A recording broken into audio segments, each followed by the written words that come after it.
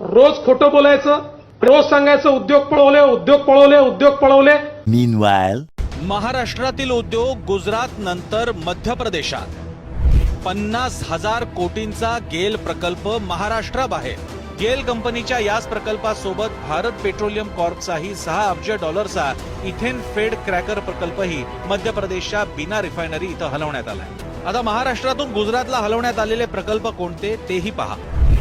Vedanta Foxconn 1,54,000 कोटी, Tata Airbus 22,000 कोटी, bulk drugs park 30,000 कोटी, मेडिसिन डिव्हाइस पार्क 424 कोटी, सिंधुदुर्गमध्ये होणारा पाणबुडी प्रकल्प, नॅशनल मरीन पोलीस अकादमी, आंतरराष्ट्रीय आर्थिक सेवा केंद्र, पेटंट डिझाईन ट्रेडमार्क केंद्र, मुंबईतील हिरे बाजार.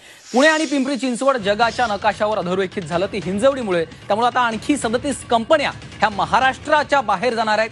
हिंजवडीमधून IT कंपन्यांचं स्थलांतर होतंय, हे अत्यंत धक्कादायक आणि चिंतेची बाब आहे. त्यामुळे ट्रॅफिक जाममुळे IT कर्मचारी वैतागलेत आणि कंपन्यांच्या स्थलांतरामुळे आता बेरोजगारी वाढणार हे पुन्हा एकदा स्पष्ट झालेलं आहे.